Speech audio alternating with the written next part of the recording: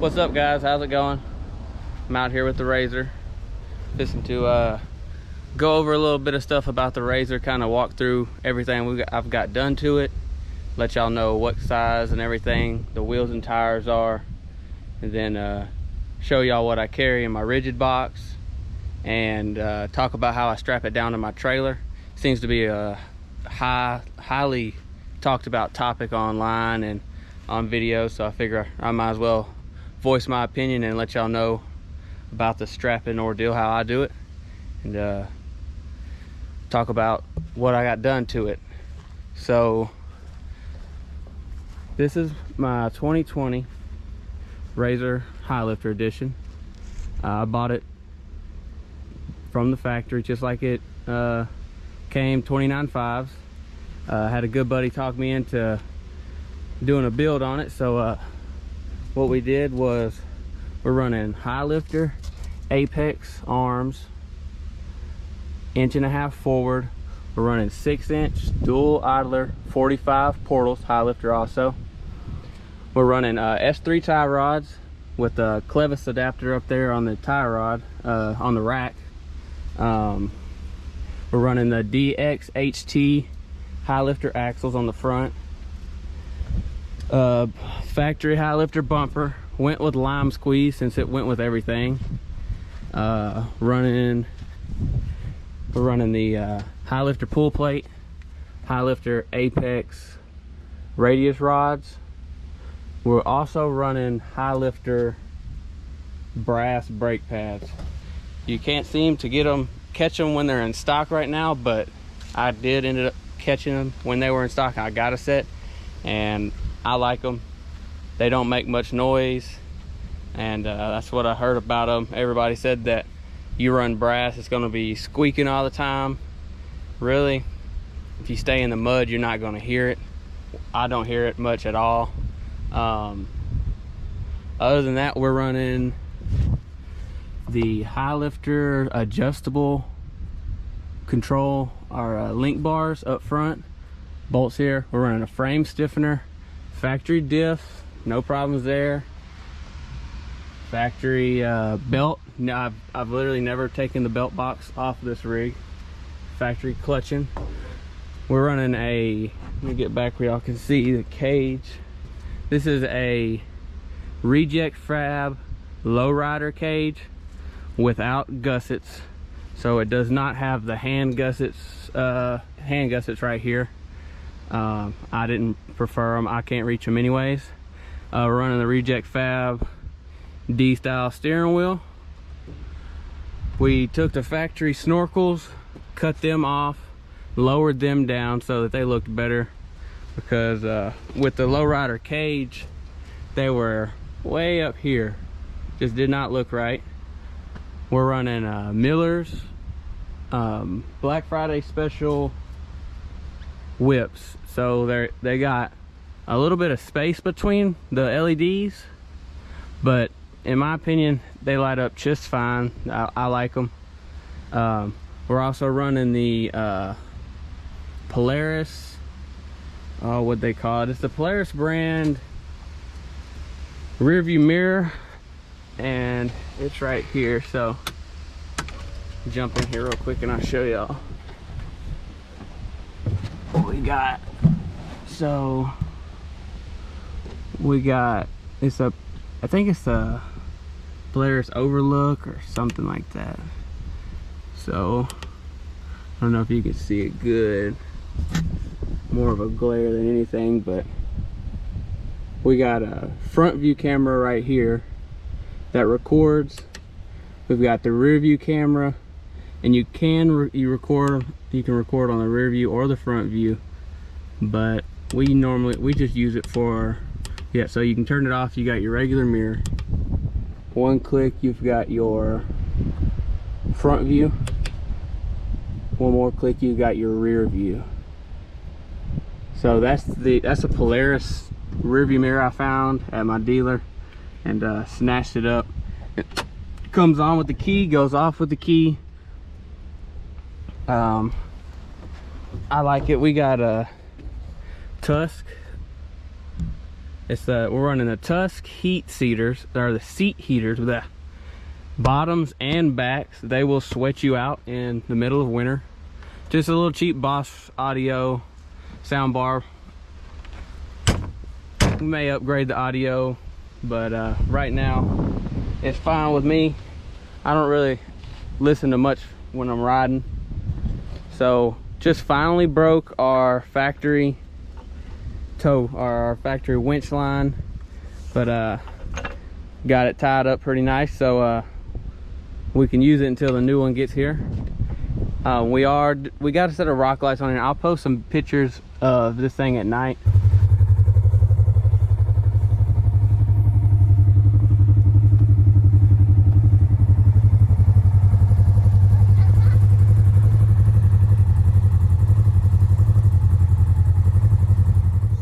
Mictuning's C1s, I believe. I'll post a link to everything I got on here. It's going to be in the description, so I'll have all that in the description for y'all. And that's pretty much it on the RZR. I mean, it's done phenomenal in my opinion. We've gotten it stuck, but I mean, you're not gonna make it through everything. We're running 24s and 42s, the 9.5. Where we go? Let's get y'all. All right, yeah, there we go. So 9.5 by 24 BKTs. Coming from an Outlaw 2 to a BKT, I was so impressed about how much they pull. I mean, they pull so good. I like a Outlaw 2 on a four-wheeler, and that's all I have ever had was a four-wheeler. And getting on this RZR with Outlaw 2s, I mean, it's just buried up so fast. And then going over to these BKTs, I know you went with the bigger size and all, but man, they pull so good. I'm looking forward to getting them either scooped or just trimmed up. We get a nice trail cut on them, just to see if that helps, you know, drop some weight. And I heard it helps pull. I really just like to drop some weight. I've got the 45% portals, and I mean, it does just fine. We haven't gotten it anything to smoke the belt, and we've been into pretty deep stuff. My wife's taken it and put it in some pretty bad gumbo nasty stuff. Kind of just know when to stop though, you know. You just kind of know when enough is enough, and don't be scared to use that winch. That's what you got it for on the front. So, and then this is a 20-foot Bass steel deck car hauler. It's got 4D rings in the floor, and the way I strap this thing down is I'll run some axle straps, which these are just some 11-inch chokers I got. They're still rated for like 7,000 pounds pulling just straight, so doubled up. I mean, they're gonna be perfect. I run all clip style ratchets, which this one's got a tear in it, but that'll last another day. So we run these, and when I hook it right down here at the A-arm and run it up to my D-ring on the front. That's my two front ones. I'll get those set, and then I'll put it in neutral. Then I'll come to the back and I'll run the same axle strap around the top radius bar, both sides, run it around there tight, hook my straps up, again running the clip style everywhere. You don't want them to, if it does come loose, you don't want to lose it. So we're running that. Then I'll tighten the back the most. I'll use the back to suck it down real good, and then I'll come up front and hit the front with a couple clicks. But I mean, most of the time the fronts are pretty dang tight once you get them up there, once you get that back tightened up. And I mean, hooking it this way, you got 4 straight point pulls, 2 forward, 2 backwards. You've got it where if this strap comes loose, you still have one on this side pulling straight back, and it's going to keep it you've got a better chance, in my opinion. This is all opinion based, so you strap yours how you want to strap it. You can crisscross them, you can make it look like a shoelace if you want. I'm not going to judge you as long as it don't fall off and hit my truck. But the way I do it, I keep it like this, because if this one falls off, that one's still tight and it's still pulling backwards. If you got one crisscrossed on here and say this one breaks running across here, well, this one's going to pull the machine this way, and then it's side loaded. Then once you start pulling this one this way, that front one is going to go forward, and they're all going to come loose. It's going to be a domino effect. And then, I mean, you'll get to test out your roll cage maybe on interstate doing loop-de-loops. So I run mine straight forward. I've done this since as long as I've ran this. Before I had axle straps, I would strap here, but it moves around too much. It's not ideal. If I do have to load a four-wheeler up here, sometimes I have to hook back there, and I'm just real careful about it, and I keep a close eye on it in the rearview mirror.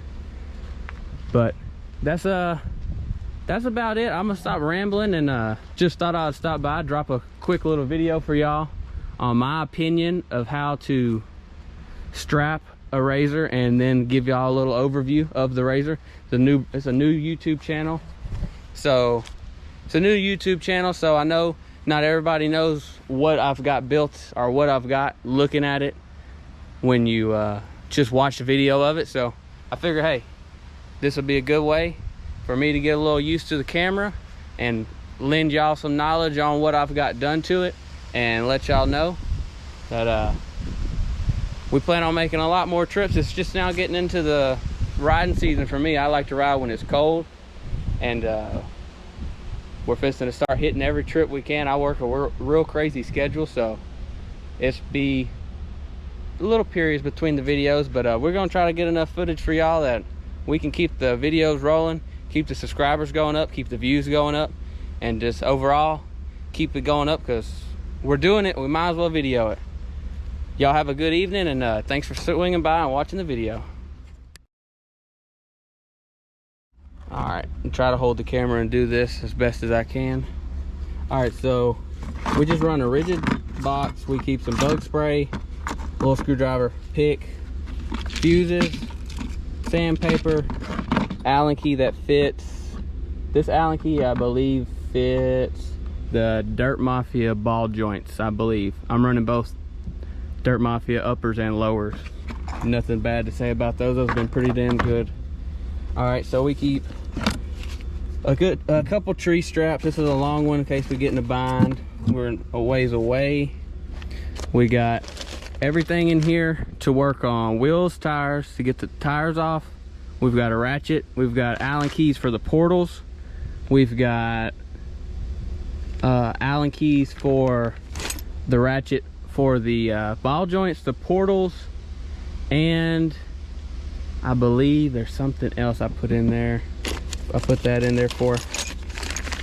But yeah, we got the socket for the lug nuts, the portals. Then this one we just keep some Loctite, some thread sealant. I don't know if y'all can really see in these bags. These bags are pretty dirty. Zip ties. Keep a dry bag.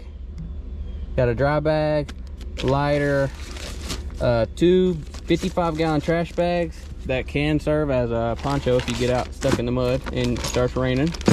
We've got axle nut for the axle itself, portal hub in case we got in a bind, neck down for the ratchet I keep with me.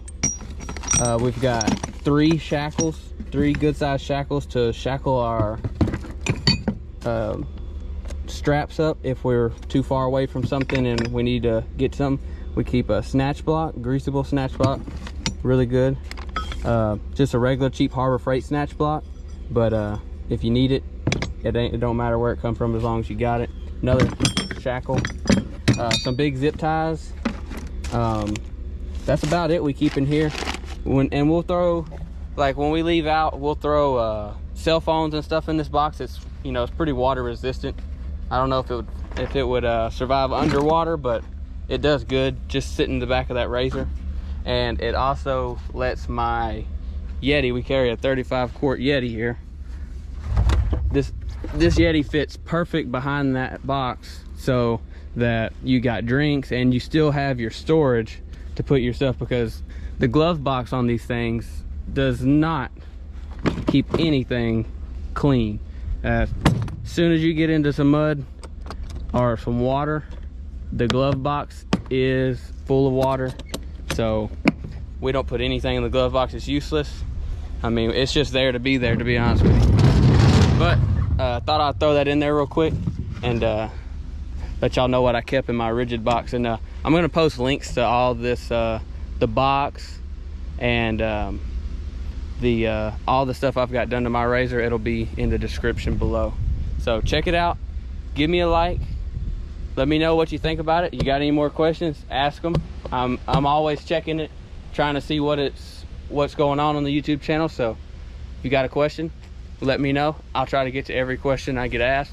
There's no stupid question. I'll answer all of them. Thanks for swinging by, and we'll see y'all in the next mud hole.